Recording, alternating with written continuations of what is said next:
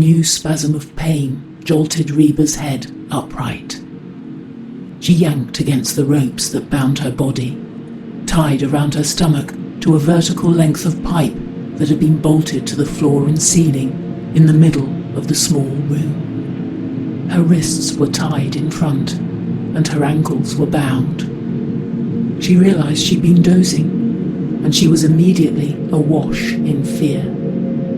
She knew by now that the man was going to kill her, little by little, wound by wound. It wasn't her death he was after, and it wasn't sex either. He only wanted her pain. "I've got to stay awake," she thought. "I've got to get out of here. If I fall asleep again, I will die." Despite the heat in the room, her naked body felt chilled with sweat. She looked down, writhing, and saw her feet were bare against the hardwood floor. The floor around them was caked with patches of dry blood, sure signs that she wasn't the first person to have been tied here. Her panic deepened. He had gone somewhere. The room's single door was shut tight, but he would come back. He always did. And then he'd do whatever he could think of to make her scream. The windows were boarded, and she had no idea if it was day or night. The only light from the glare of a bare bulb hanging from the ceiling. Wherever this place was, it seemed that no one else could hear her screams. She wondered if this room had once been a little girl's bedroom. It was grotesquely pink, with curly cues and fairy tale motifs everywhere. Someone, she guessed her captor, had long since trashed the place, breaking and overturning stools and chairs and end tables. The floor was scattered with the dismembered limbs and torsos of children's dolls. Little wigs, dolls' wigs, Reba guessed, were nailed like scalps on the walls, most of them elaborately braided, all of them in unnatural toy-like colours. A battered pink vanity table stood upright next to a wall, its heart-shaped mirror shattered into little pieces. The only other piece of furniture intact was a narrow single bed with a torn pink canopy. Her captor sometimes rested there. The man watched her with dark, beady eyes through his black ski mask. At first she had taken heart in the fact that he always wore that mask. If he didn't want her to see his face, didn't that mean that he didn't plan to kill her, that he might let her go? But she soon caught on that the mask served a different purpose. She could tell that the face behind it had a receded chin and a sloped forehead, and she was sure the man's features were weak and homely. Although he was strong, he was shorter than she, and probably insecure about it. He wore the mask, she guessed, to seem more terrifying. She'd given up trying to talk him out of hurting her. At first, she had thought she could. She knew, after all, that she was pretty. Or at least I used to be, she thought, sadly. Sweat and tears mixed on her bruised face, and she could feel the blood matted into her long, blonde hair. Her eyes stung. He had made her put in contact lenses, and they made it harder to see. God knows what I look like now. She let her head drop. Die now, she begged herself. It ought to be easy enough to do. She was certain that others had died here before, but she couldn't. Just thinking about it made her heart pound harder, her breath heave, straining the rope around her belly. Slowly, as she knew she was facing an imminent death, a new feeling began to arise within her. It wasn't panic or fear this time. It wasn't despair. It was something else. What do I feel? Then she realized. It was rage. Not against her captor. She'd long since exhausted her rage toward him. It's me, she thought. I am doing what he wants. When I scream and cry and sob and plead, I'm doing what he wants. Whenever she sipped that cold, bland broth he'd feed her through a straw, she was doing what he wanted. Whenever she blubbered pathetically that she was a mother with 2 children who needed her, she was delighting him to no end. Her mind cleared with new resolve as she finally stopped writhing. Maybe she needed to try a different tack. She had been struggling so hard against the ropes all these days. Maybe that was the wrong approach. They were like those little bamboo toys, the Chinese finger traps, where you put your fingers in each end of the tube, and the harder you pulled, the more stuck your fingers became. Maybe the trick was to relax, deliberately and completely. Maybe that was the way out. Muscle by muscle, she let her body go slack, feeling every sore, every bruise where her flesh touched the ropes. And slowly, she became aware of where the rope's tension lay. At last, she found what she needed. There was just a little looseness around her right ankle, but it wouldn't do to tug, at least not yet. No, she had to keep her muscles limber. She wiggled her ankle gently, gently, then more aggressively as the rope loosened. Finally, to her joy and surprise, her heel popped loose and she withdrew the whole right foot. She immediately scanned the floor. Only a foot away, amid the scattered doll parts, lay his hunting knife. He always laughed as he left it there, tantalizingly nearby. The blade, encrusted with blood, twinkled tauntingly in the light. She swung her free foot toward the knife. It swung high and missed. She let her body slacken again. She slid downward along the post just a few inches and strained with her foot until the knife was within reach. She clutched the filthy blade between her toes, scraped it across the floor, and lifted it carefully with her foot until its handle rested in the palm of her hand. She clutched the handle tight with numb fingers and twisted it around, slowly sawing at the rope that held her wrists. Time seemed to stop as she held her breath, hoping, praying she didn't drop it, that he didn't come in. Finally, she heard a snap, and to her shock, her hands were loose. Immediately, heart pounding, she cut the rope around her waist. Free! She could hardly believe it. For a moment, all she could do was crouch there, hands and feet tingling with the return of full circulation. She poked at the lenses over her eyes, resisting the urge to claw them out. She carefully slid them to one side, pinched them and pulled them out. Her eyes hurt terribly, and it was a relief to have them gone. As she looked at the 2 plastic discs lying in the palm of her hand, their colour sickened her. The lenses were bright blue, unnatural. She threw them aside.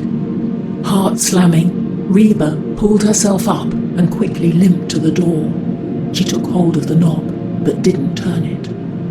What if he's out there? She had no choice. Reba turned the knob and tugged at the door, which opened noiselessly. She looked down a long, empty hallway, lit only by an arched opening on the right. She crept along, naked, barefoot, and silent, and saw that the arch opened into a dimly lit room. She stopped and stared. It was a simple dining room with a table and chairs, all completely ordinary, as if a family might soon come home to dinner. Old lace curtains hung over the windows. A new horror rose up in her throat. The very ordinariness of the place was disturbing in a way that a dungeon wouldn't have been. Through the curtains, she could see that it was dark outside. Her spirits lifted at the thought that darkness would make it easier to slip away. She turned back to the hallway. It ended in a door that simply had to lead outdoors. She limped and squeezed the cold brass latch. The door swung heavily toward her to reveal the night outside. She saw a small porch, a yard beyond it. The nighttime sky was moonless and starlit. There was no other light anywhere, no sign of nearby houses. She stepped slowly out onto the porch and down into the yard, which was dry and bare of grass.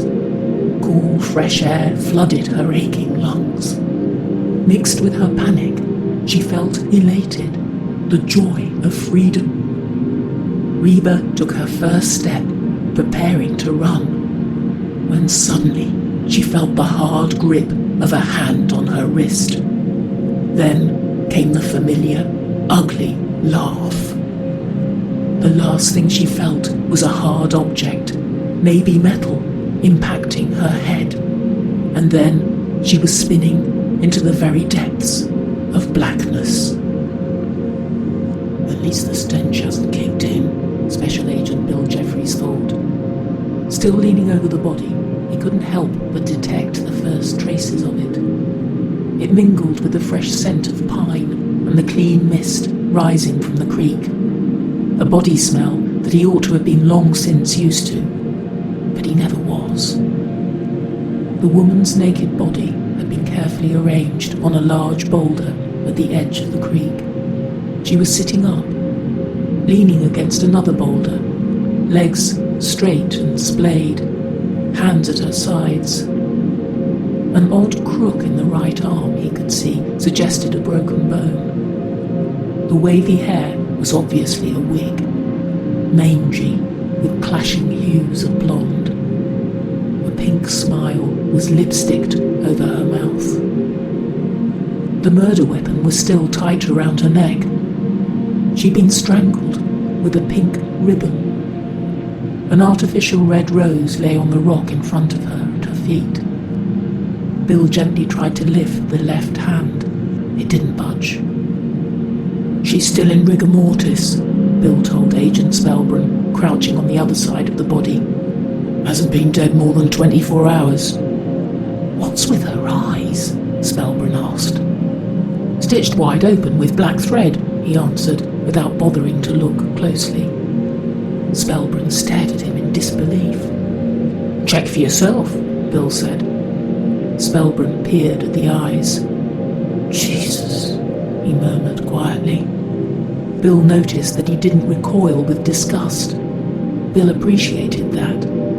He'd worked with other field agents, some of them even seasoned veterans like Spellbrun, who would be puking their guts up by now. Bill had never worked with him before. Spellbrun had been called in for this case from a Virginia field office. It had been Spellbrun's idea to bring in somebody from the behavioural analysis unit in Quantico. That was why Bill was here. Smart move, Bill thought. Bill could see that Spellbrun was younger than him by a few years, but even so, he had a weathered, lived-in look that he rather liked. "She's wearing contacts," Spellbrun noted. Bill took a closer look. He was right. An eerie, artificial blue that made him look away.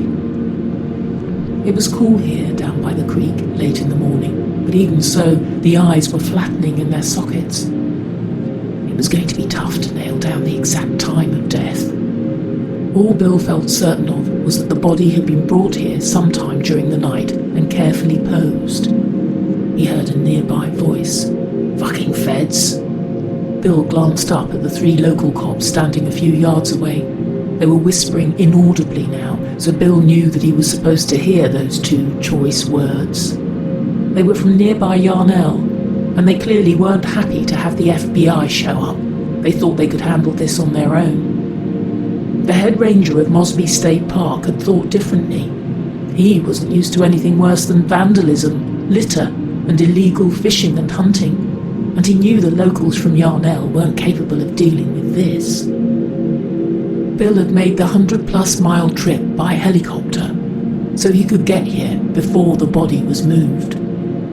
The pilot had followed the coordinates to a patch of meadow on a nearby hilltop where the ranger and Spellbrun had met him. The ranger had driven them a few miles down a dirt road, and when they'd pulled over, Bill could glimpse the murder scene from the road. It was just a short way downhill from the creek. The cop standing impatiently nearby had already gone over the scene. Bill knew exactly what they were thinking. They wanted to crack this case on their own. A pair of FBI agents was the last thing they wanted to see. Sorry, you rednecks, Bill thought, but you're out of your depth here. The sheriff thinks this is trafficking, Spellbrand said. He's wrong. Why'd you say that? Bill asked. He knew the answer himself, but he wanted to get an idea of how Spellbrand's mind worked. She's in her 30s, not all that young, Spellbrand said. Stretch marks.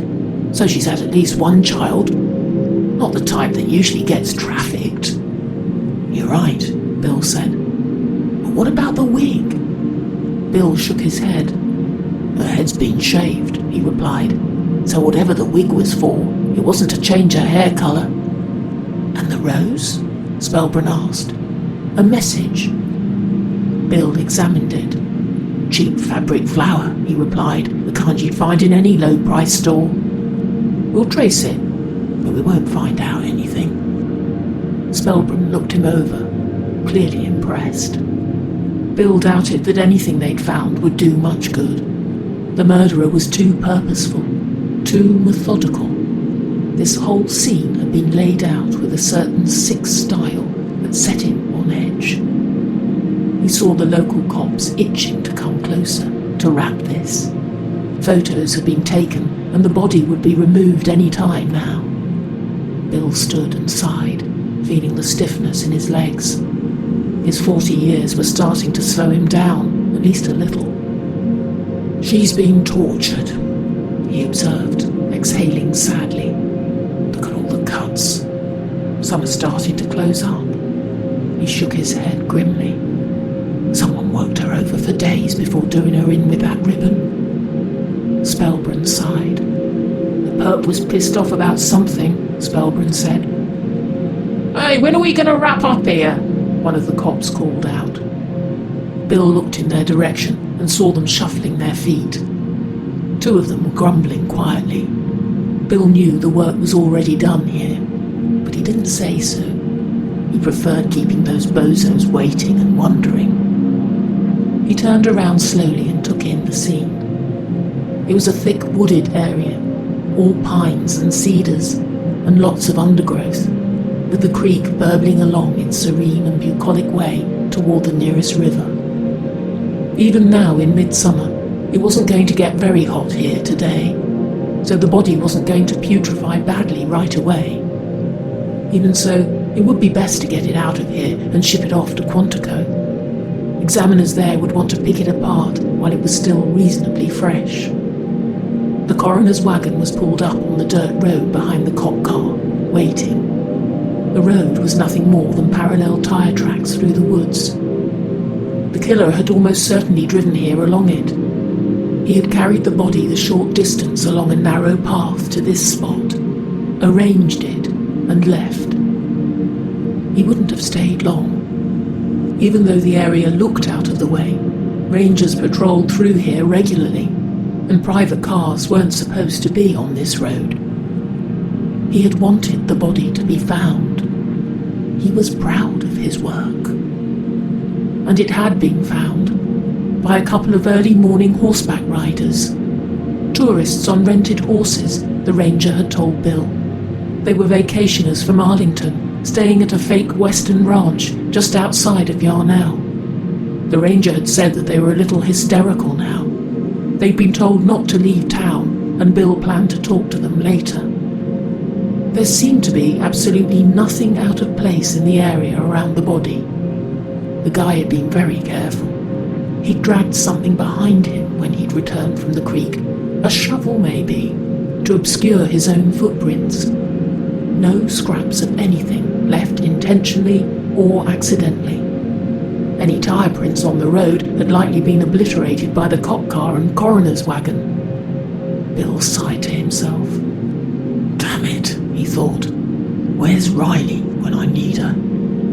His longtime partner and best friend was on involuntary leave, recovering from the trauma of their last case. Yes, that had been a nasty one. She needed the time off. and the truth be told, she might not ever come back. But he really needed her now. She was a lot smarter than Bill, and he didn't mind admitting it. He loved watching her mind at work. He pictured her picking away at this scene, detail by minuscule detail. By now, she'd be teasing him for all the painfully glaring clues that had been staring him in the face. What would Riley see here that Bill didn't? He felt stumped, and he didn't like the feeling.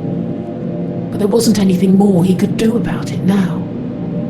"Okay, guys," Bill called out to the cops. "Take the body away." The cops laughed and gave each other high fives. "Do you think you'll do it again?" Spellbrun asked. "I'm sure of it," Bill said. "How do you know?"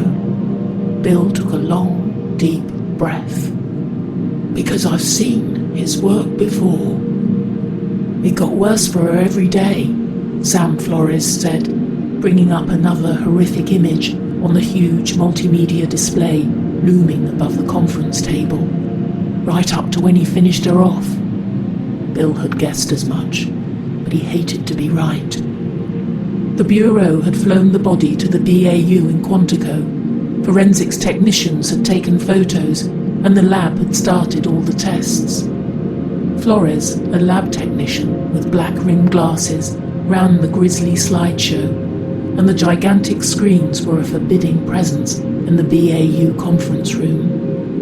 "How long was she dead before the body was found?" Bill asked. "Not long," he replied. "Maybe early evening before." Beside Bill sat Spellbrun, who had flown into Quantico with him after they'd left Yarnell. At the head of the table sat Special Agent Brent Meredith, the team chief. Meredith cut a daunting presence with his broad frame, his black, angular features, and his no-nonsense face. Not that Bill was intimidated by him, far from it. He liked to think that they had a lot in common. They were both seasoned veterans and had both seen it all. Flores flashed a series of close-ups of the victim's wounds. "The wounds on the left were inflicted early on," he said. "Those on the right are more recent, some inflicted hours or even minutes before he strangled her with the ribbon.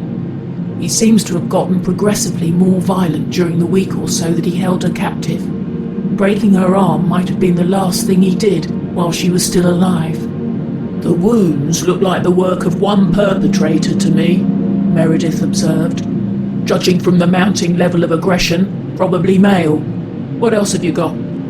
"From the light stubble on her scalp, we're guessing her head was shaved 2 days before she was killed," Flores continued. "The wig was stitched together with pieces of other wigs, all cheap. The contact lenses were probably mail order. And one more thing," he said, looking around at the faces, hesitant. "He covered her with Vaseline." Bill could feel the tension in the room thicken. "Vaseline?" he asked. Flores nodded. "Why?" Spellbrun asked. Flores shrugged. "That's your job," he replied. Bill thought about the 2 tourists he'd interviewed yesterday. They had been no help at all, torn between morbid curiosity and the edge of panic at what they had seen. They were eager to get back home to Arlington, and there hadn't been any reason to detain them. They had been interviewed by every officer on hand, and they'd been duly cautioned to say nothing about what they'd seen. Meredith exhaled and laid both palms on the table. "Good work, Flores," Meredith said. Flores looked grateful for the praise and maybe a bit surprised. Brent Meredith wasn't given to making compliments. "Now, Agent Jeffries," Meredith turned to him. "Brief us on how this relates to your old case." Bill took a deep breath and leaned back in his chair. "A little over 6 months ago," he began. "On December 16th, actually. The body of Eileen Rogers was found on a farm near Daggett. I got called in to investigate, along with my partner, Riley Page. The weather was extremely cold, and the body was frozen solid. It was hard to tell how long it had been left there, and the time of death was never exactly determined. Flores, show them." Flores turned back to the slideshow. The screen split, and alongside the images on the screen, a new series of images appeared. The two victims were displayed side by side. Bill gasped. It was amazing. Aside from the frozen flesh of the one body, the corpses were in almost the same condition, the wounds nearly identical. Both women had their eyes stitched open in the same hideous manner. Bill sighed. The images bring it all back. No matter how many years he was on the force, seeing each victim pained him. Roger's body was found seated upright against a tree, Bill continued, his voice more grim. Not quite as carefully posed as the one at Mosby Park. No contact lenses or Vaseline, but most of the other details are the same. Roger's hair was chopped short, not shaved, but there was a similar patched-together wig. She was also strangled with a pink ribbon, and a fake rose was found in front of her. Bill paused for a moment. He hated what he had to say next. Paige and I couldn't crack the case. Spellbrand turned to him. What was the problem? He asked. What wasn't the problem? Bill countered, unnecessarily defensive. We couldn't get a single break. We had no witnesses. The victim's family couldn't give us any useful information. Rogers had no enemies, no ex-husband, no angry boyfriend. There wasn't a single good reason for her to be targeted and killed. The case went cold immediately. Bill fell silent. Dark thoughts flooded his brain. Don't, Meredith said in an uncharacteristically gentle tone. It's not your fault. You couldn't have stopped the new killing. Bill appreciated the kindness, but he felt guilty as hell. Why couldn't he have cracked it before? Why couldn't Riley? There were very few times in his career he had been so stumped.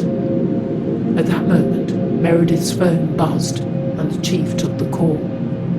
Almost the first thing he said was, "Shit." He repeated it several times. Then he said, "You're positive it's her?" He paused. "Was there any contact for ransom?" He stood from his chair and stepped outside the conference room, leaving the other three men sitting in perplexed silence. After a few minutes he came back. He looked older. "Gentlemen, we're now in crisis mode," he announced. "We just got a positive ID on yesterday's victim. Her name was Reba Fry." Bill gasped, as if he'd been punched in the stomach. He could see Spellbrand's shock too, but Flores looked confused. "Should I know who that is?" Flores asked. "Maiden name's Newborough," Meredith explained. "The daughter of State Senator Mitch Newborough, probably Virginia's next governor." Flores exhaled. "I hadn't heard that she'd gone missing," Spellbrand said. "It wasn't officially reported," Meredith said. "Her father's already been contacted. And, of course, he thinks it's political or personal, or both. Never mind that the same thing happened to another victim 6 months ago." Meredith shook his head. "The senator's leaning hard on this," he added. "An avalanche of press is about to hit. He'll make sure of it to keep our feet to the fire." Bill's heart sank. He hated feeling as though he were over his head, but that's exactly how he felt right now. A somber silence fell over the room. Finally, Bill cleared his throat. "We're going to need help," he said. Meredith turned to him, and Bill met his hardened gaze. Suddenly, Meredith's face knotted up with worry and disapproval. He clearly knew what Bill was thinking. "She's not ready," Meredith answered, clearly knowing that Bill meant to bring her in. Bill sighed. "Sir," he replied, "she knows the case better than anyone, and there's no one smarter." After another pause, Bill came out and said what he was really thinking. "I don't think we can do it without her." Meredith thumped his pencil against a pad of paper a few times, clearly wishing he was anywhere but here. "It's a mistake," he said. "But if she falls apart, it's your mistake." He exhaled again. "Call her." The teenage girl who opened the door looked as though she might slam it in Bill's face. Instead, she whirled around and walked away without a word, leaving the door open. Bill stepped inside. "Hi, April," he said automatically. Riley's daughter, a sullen, gangly 14-year-old with her mother's dark hair and hazel eyes, didn't reply. Dressed only in an oversized t-shirt, her hair a mess, April turned a corner and plopped herself down on the couch, dead to everything except her earphones and cell phone. Bill stood there awkwardly, unsure what to do. When he had called Riley, she had agreed to his visiting, albeit reluctantly. Had she changed her mind? Bill glanced around as he proceeded into the dim house. He walked through the living room and saw everything was neat and in its place, which was characteristic of Riley. Yet he also noticed the blinds drawn, a film of dust on the furniture. And that wasn't like her at all. On a bookshelf, he spotted a row of shiny new paperback thrillers he bought for her during her leave, hoping they'd get her mind off her problems. Not a single binding looked cracked. Bill's sense of apprehension deepened. This was not the Riley he knew. Was Meredith right? Did she need more time on leave? Was he doing the wrong thing by reaching out to her before she was ready? Bill braced himself and proceeded deeper into the dark house, and as he turned a corner, he found Riley, alone in the kitchen, sitting at the Formica table in her housecoat and slippers, a cup of coffee in front of her. She looked up and he saw a flash of embarrassment, as if she had forgotten he was coming, but she quickly covered it up with a weak smile and stood. He stepped forward and hugged her, and she hugged him, weakly, back. In her slippers, she was a little shorter than he was. She had become very thin, too thin, and his concern deepened. He sat down across the table from her and studied her. Her hair was clean, but it wasn't combed either, and it looked as if she had been wearing those slippers for days.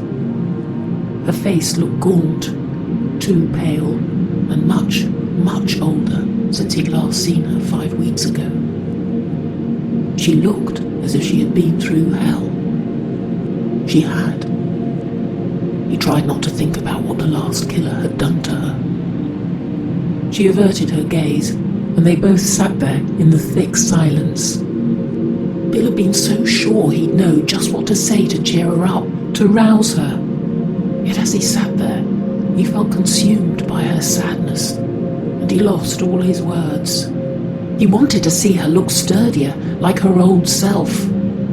He quickly hid the envelope with the files about the new murder case on the floor beside his chair. He wasn't sure now if he should even show her. He was beginning to feel more certain he'd made a mistake coming here. Clearly, she needed more time.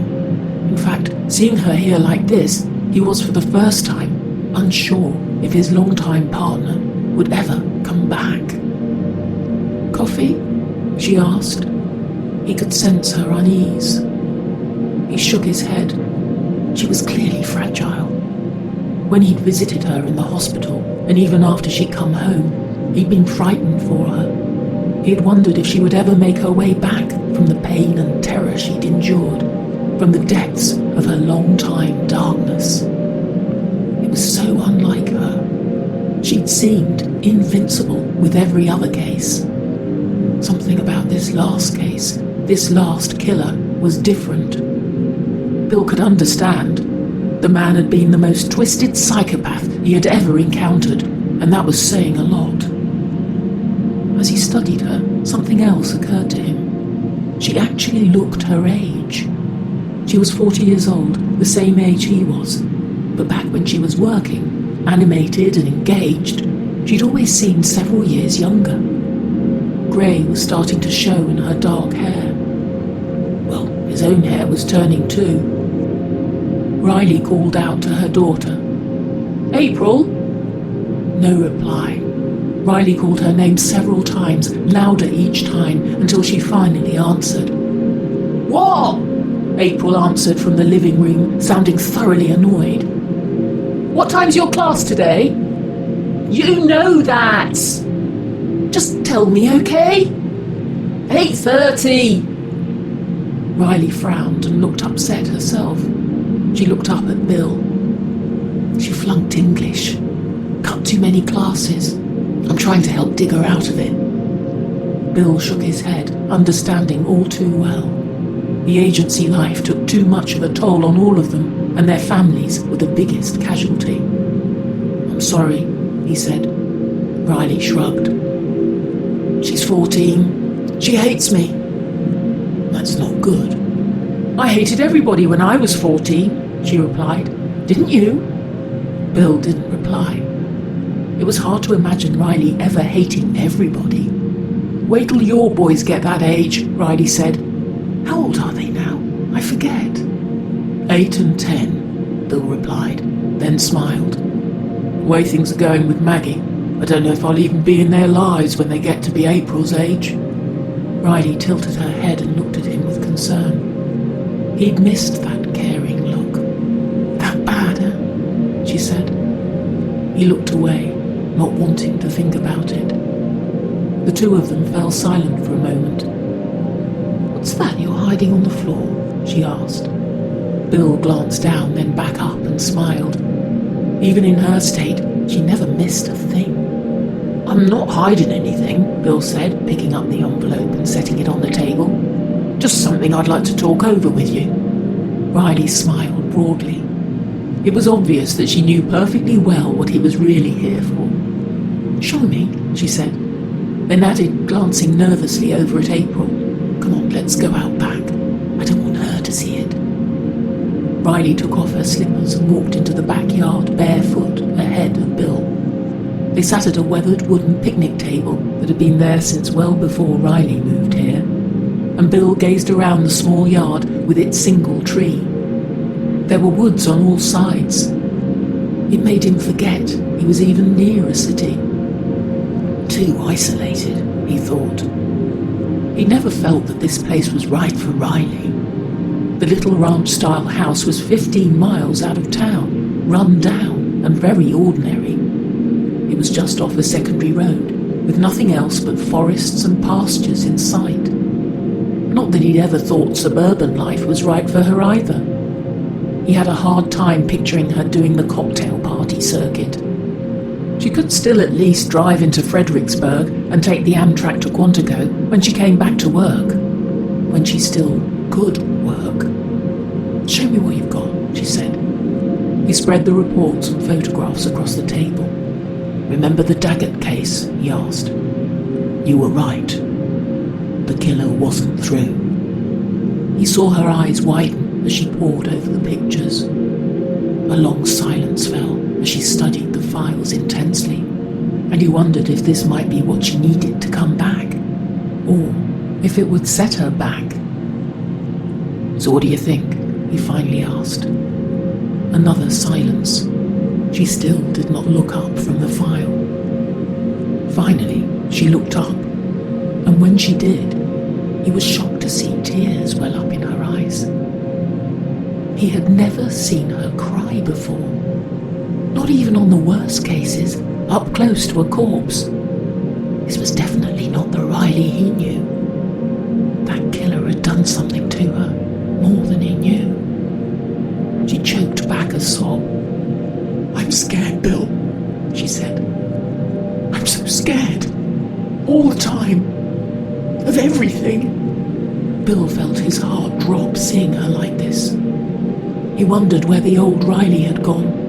The one person he could always rely on to be tougher than him. The rock he could always turn to in times of trouble. He missed her more than he could say. He's dead, Riley, he said, in the most confident tone he could muster. He can't hurt you anymore. She shook her head. You don't know that. Sure I do, he answered. They found his body after the explosion. They couldn't identify it, she said. You know it was him. Her face fell forward and she covered it with one hand as she wept. He held her other hand across the table. This is a new case, he said. It's got nothing to do with what happened to you. She shook her head. It doesn't matter. Slowly, as she wept, she reached up and handed him the file, looking away. I'm sorry, she said, looking down, holding it out with a trembling hand. I think you should go, she added. Bill, shocked, saddened, reached out and took the file back. Never in a million years would he have expected this outcome. Bill sat there for a moment, struggling against his own tears. Finally, he gently patted her hand, got up from the table and made his way back through the house. April was still sitting in the living room, her eyes closed, nodding her head to her music. Riley sat crying alone at the picnic table after Bill left. I thought I was okay, she thought. She'd really wanted to be okay for Bill, and she thought she could actually carry it off. Sitting in the kitchen talking about trivialities had been all right. Then they had gone outside, and when she had seen the file, she'd thought she'd be okay too. Better than okay, really. She was getting caught up in it. Her old lust for the job was rekindled. She wanted to get back in the field. She was compartmentalizing, of course, thinking of those nearly identical murders as a puzzle to solve, almost in the abstract, an intellectual game. That too was fine. Her therapist had told her she would have to do that if she ever hoped to go back to work. But then, for some reason, the intellectual puzzle became what it really and truly was. A monstrous human tragedy, in which two innocent women had died in the throes of immeasurable pain and terror. And she'd suddenly wondered, was it as bad for them as it was for me? Her body was now flooded with panic and fear. And embarrassment. Shame. Bill was her partner and her best friend. She owed him so much. He'd stood by her during the last weeks when nobody else would.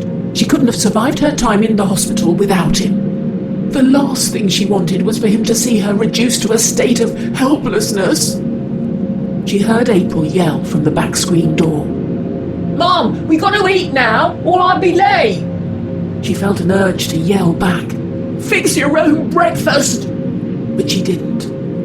She was long since exhausted from her battles with April. She'd given up fighting. She got up from the table and walked back to the kitchen. She pulled a paper towel off the roll and used it to wipe her tears and blow her nose, then braced herself to cook. She tried to recall her therapist's words. Even routine tasks will take a lot of conscious effort, at least for a while. She had to settle for doing things one baby step at a time. First came taking things out of the refrigerator. The carton of eggs, the package of bacon, the butter dish, the jar of jam, because April liked jam, even if she didn't. And so it went until she laid 6 strips of bacon in a pan on the stovetop, and she turned on the gas range under the pan. She staggered backward at the sight of the yellow-blue flame. She shut her eyes, and it all came flooding back to her. Riley lay in a tight crawl space, under a house, in a little makeshift cage. The propane torch was the only light she ever saw. The rest of the time was spent in complete darkness. The floor of the crawl space was dirt. The floorboards above her were so low that she could barely even crouch. The darkness was total, even when he opened a small door and crept into the crawl space with her. She couldn't see him, but she could hear him, breathing and grunting. He'd unlock the cage and snap it open and climb inside. And then he'd light that torch. She could see his cruel and ugly face by its light. He'd taunt her with a plate of wretched food. If she reached for it, he'd thrust the flame at her. She couldn't eat without getting burned. She opened her eyes. The images were less vivid with her eyes open, but she couldn't shake the stream of memories. She continued to make breakfast, robotically, her whole body surging with adrenaline. She was just setting the table when her daughter's voice yelled out again. "Mum, how long's it going to be?" She jumped, and her plate slipped out of her hand and fell to the floor and shattered. "What happened?" April yelled, appearing beside her. "Nothing," Riley said. She cleaned up the mess, and as she and April sat eating together, the silent hostility was palpable as usual. Riley wanted to end the cycle, to break through to April, to say, "April, it's me, your mom, and I love you." But she had tried so many times, and it only made it worse. Her daughter hated her, and she couldn't understand why, or how to end it. "What are you going to do today?" she asked April. "What do you think?" April snapped. "Go to class." "I mean after that," Riley said, keeping her voice calm, compassionate. "I'm your mother. I want to know. It's normal." "Nothing about our lives is normal." They ate silently for a few moments. "You never tell me anything," Riley said. "Neither do you?" That stopped any hope for conversation once and for all. That's fair, Riley thought bitterly. It was truer than April even knew. Riley had never told her about her job, her cases. She had never told her about her captivity, or her time in the hospital, or why she was on vacation now. All April knew was that she'd had to live with her father during much of that time, and she hated him even more than she hated Riley. But as much as she wanted to tell her, Riley thought it best that April have no idea what her mother had been through. Riley got dressed and drove April to school, and they didn't say a word to each other during the drive. When she let April out of the car, she called after her, "I'll see you at 10. April gave her a careless wave as she walked away.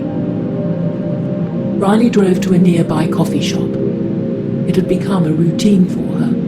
It was hard for her to spend any time in a public place, and she knew that was exactly why she had to do it.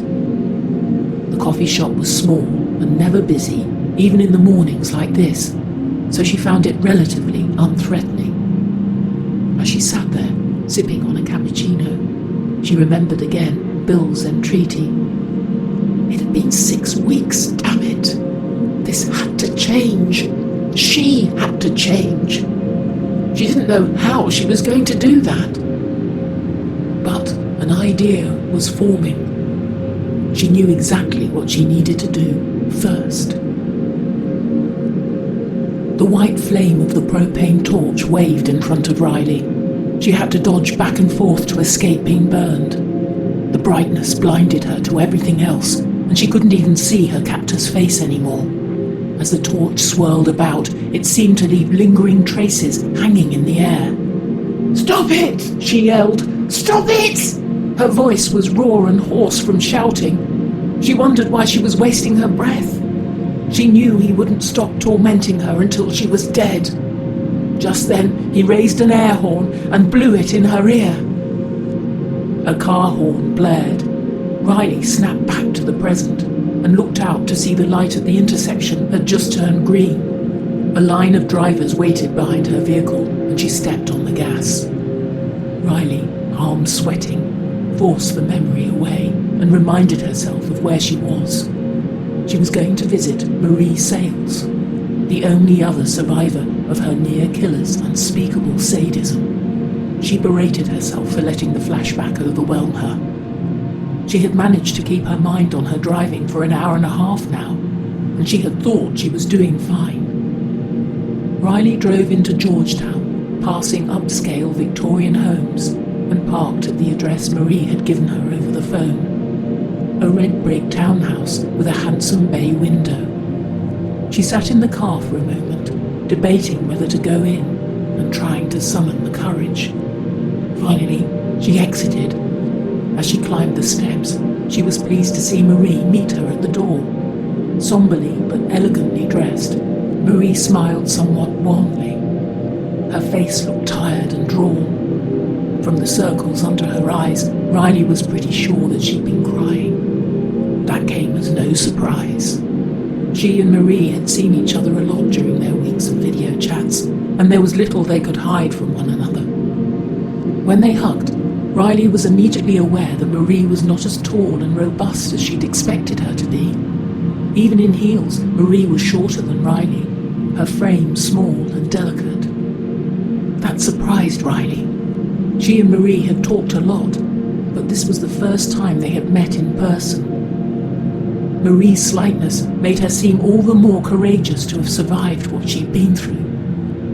Riley took in her surroundings as she and Marie walked for the dining room. The place was immaculately clean and tastefully furnished. It would normally be a cheery home for a successful single woman, but Marie kept all the curtains closed and the lights low. The atmosphere was strangely oppressive. Riley didn't want to admit it, but it made her think of her own home. Marie had a light lunch ready on the dining room table, and she and Riley sat down to eat. They sat there in an awkward silence, Riley sweating, but unsure why. Seeing Marie was bringing it all back. "So, how did it feel?" Marie asked tentatively. "Coming out into the world?" Riley smiled. Marie knew better than anyone what today's drive took. "Pretty well," Riley said. "Actually, quite well. I only had one bad moment, really." Marie nodded, clearly understanding. "Well, you did it," Marie said, "and that was brave." Brave, Riley thought. That was not how she would have described herself. Once, maybe, when she was an active agent. Would she ever describe herself that way again? "How about you?" Riley asked. "How much do you get out?" Marie fell silent. "You don't leave the house at all, do you?" Riley asked. Marie shook her head. Riley reached forward and held her wrist in a grip of compassion. "Marie, you've got to try," she urged. "If you let yourself stay stuck inside like this, it's like he's still holding you prisoner." A choked sob forced its way out of Marie's throat. "I'm sorry," Riley said. "That's all right. You're right." Riley watched Marie as they both ate for a moment, and a long silence descended. She wanted to think that Marie was doing well, but she had to admit that she seemed alarmingly frail to her. It made her fear for herself, too. Did she look that bad, too? Riley wondered silently whether it was good for Marie to be living alone. Might she be better with a husband or boyfriend, she wondered. And she wondered the same thing about herself. Yet she knew the answer for both of them was probably not. Neither of them was in any emotional frame of mind for a sustained relationship. It would just be a crutch. "Did I ever thank you?" Marie asked after a while, breaking the silence. Riley smiled. She knew perfectly well that Marie meant for having rescued her. "Lots of times," Riley said. "And you don't need to, really." Marie poked at her food with a fork. "Did I ever say, 'I'm sorry'?" Riley was surprised. "Sorry? What for?" Marie spoke with difficulty. "If you hadn't gotten me out of there, you wouldn't have gotten caught." Riley squeezed Marie's hand gently. "Marie, I was just doing my job. You can't go feeling guilty about something that wasn't your fault. You've got too much to deal with as it is." Marie nodded, acknowledging her. "Just getting out of bed every day is a challenge," she admitted. "I guess you noticed how dark I keep everything. Any bright light reminds me of that torch of his. I can't even watch television or listen to music. I'm scared that someone might sneak up on me and I'll not hear it. Any noise at all puts me in a panic." Marie began to weep quietly. "I'll never look at the world in the same way, never. There's evil out there, all around us. I had no idea. People are capable of such horrible things. I don't know how I'll ever trust people again." As Marie cried, Riley wanted to reassure her, to tell her she was wrong. But a part of Riley was not so sure she was. Finally, Marie looked at her. "Why did you come here today?" she asked, point blank. Riley was caught off guard by Marie's directness and by the fact that she didn't really know herself. "I don't know," she said. "I just wanted to visit you, see how you're doing." "There's something else," Marie said, narrowing her eyes with an uncanny perception. Maybe she was right, Riley thought. Riley thought of Bill's visit, and she realized she had indeed come here because of the new case. What was it she wanted from Marie? Advice? Permission? Encouragement? Reassurance? A part of her wanted Marie to tell her she was crazy so she could rest easy and forget about Bill. But maybe another part wanted Marie to urge her to do it. Finally, Riley sighed. "There's a new case," she said. "Well, not a new case, but an old case that never went away." Marie's expression grew taut and severe. Riley gulped. "And you've come to ask if you should do it?" Marie asked. Riley shrugged, but she also looked up and searched Marie's eyes for reassurance, encouragement. And in that moment, she realized that was exactly what she had come here hoping to find.